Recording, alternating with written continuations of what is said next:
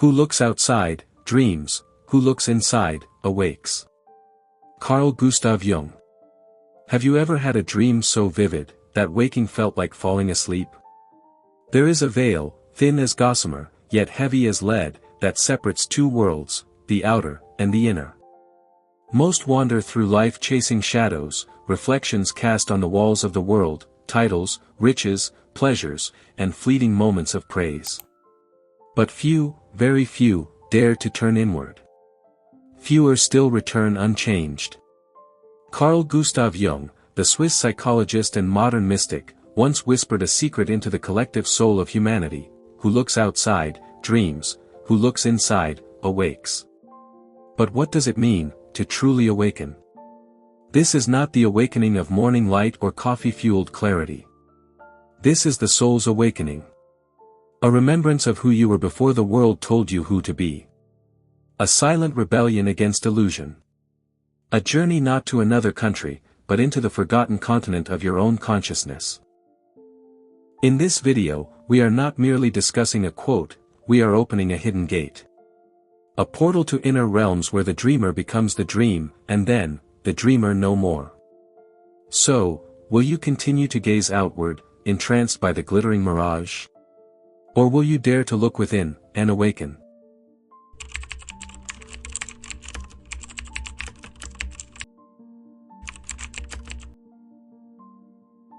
Where we begin to unfold the esoteric depth within Jung's statement. These are not just poetic words, they are a cipher. A map drawn in metaphor, pointing toward an ancient truth. To look outside is to lose oneself in the projections of the world. It is to measure your worth by comparison, to seek love through validation, to chase success defined by others. The outer world is a stage, yes, but it is also a dreamscape. Like a theater of moving shadows, it distracts, entertains, and deceives. Think of it this way: you walk through a garden at dusk. The wind stirs the leaves, casting dancing shadows. You chase the shadow, believing it is the thing itself. But in doing so, you forget the tree, the wind, the source. This is the dream. To look inside, however, is to turn your gaze toward the source of all dreams, the dreaming mind, the eternal witness. Here lies the realm of the unconscious, the vast ocean beneath the ripples of thought and identity. Carl Jung, the father of analytical psychology, did not speak as a mere scientist. He was a cartographer of the soul. Through his explorations of archetypes, the shadow, and the self, Jung discovered what mystics had whispered for centuries, that within each of us dwells not just personality, but divinity. The spark of gnosis. The flame of the eternal. To awaken is not to learn something new, it is to remember what was forgotten. It is to recognize that the outer world is a mirror, and the inner world, the source. When you look within, you do not find emptiness. You find the universe folded inward, waiting to be rediscovered.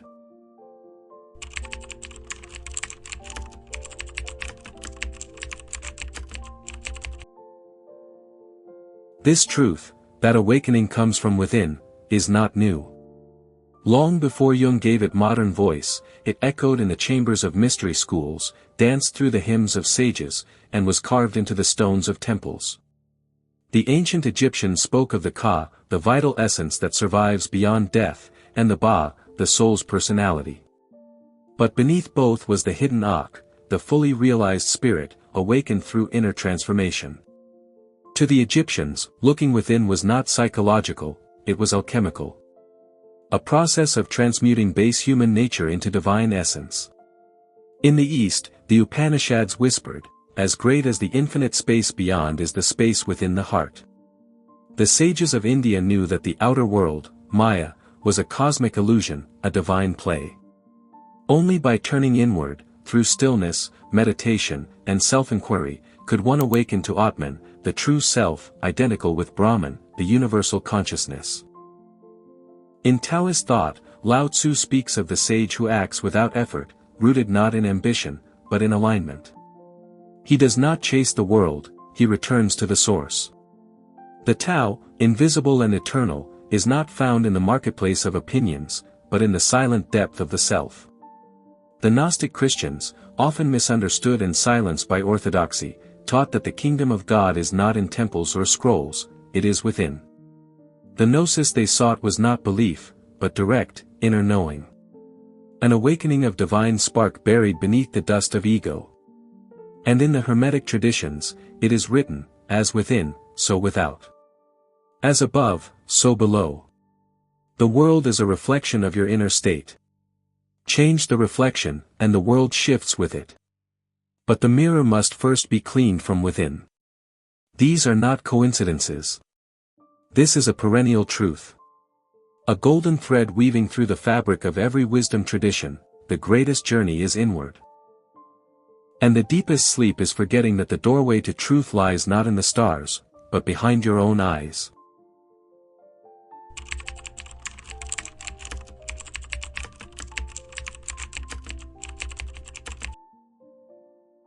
Where timeless principles are brought into your hands through actionable steps.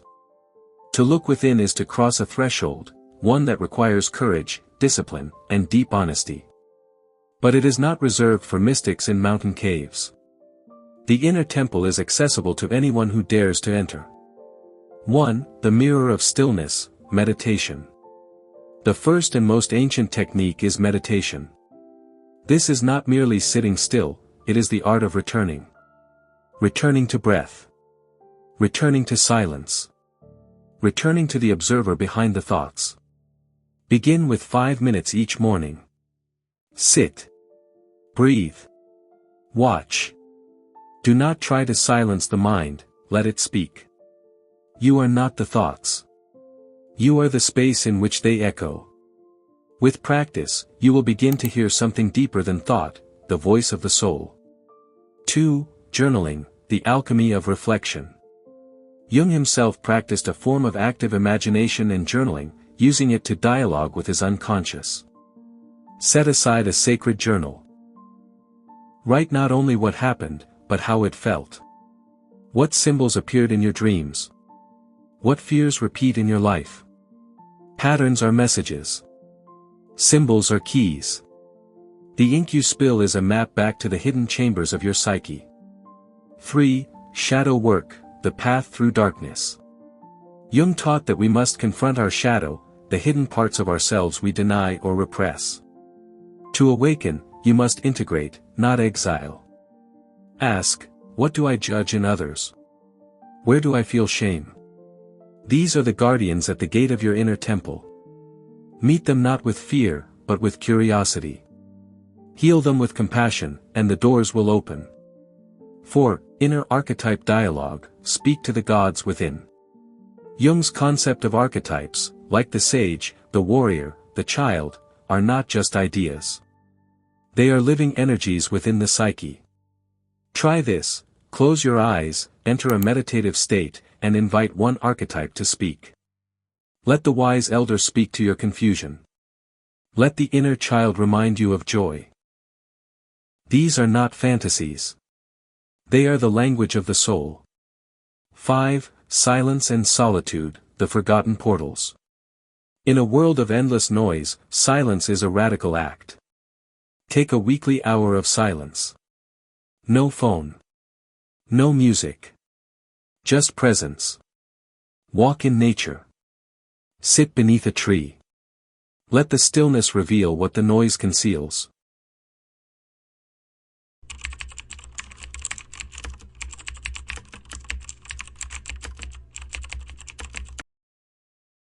Call to inner action, the final invocation for the soul's awakening. So now, the veil has lifted, if only slightly.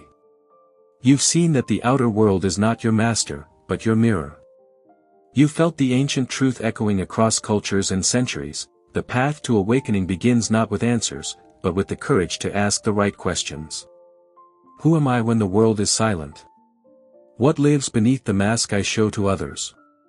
What dreams me into being, even now? Who looks outside, dreams, who looks inside, awakes. Carl Jung didn't offer this as comfort. He offered it as a challenge. A quiet dare to become more than just a character in someone else's story. He called you to become the author of your soul, the architect of your reality. But be warned, the inner journey is not always gentle. You will meet your fears, your wounds, your forgotten selves. You will be tempted to turn back, to numb, to distract. Do not. Because on the other side of that inner fire, is freedom.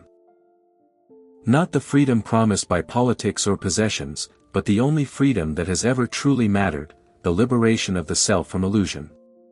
So, look within. Not just once. Make it your sacred ritual. Your quiet revolution. You are not here to merely dream the world. You are here to awaken within it. And when you do, the world itself begins to wake with you. If the keys we uncovered today unlock something within you, don't let the door close. Like, share, and subscribe to the Temple of Hidden Keys, where ancient truths, hidden symbols, and soul-awakening wisdom are revealed. Until next time, stay awake, and keep seeking.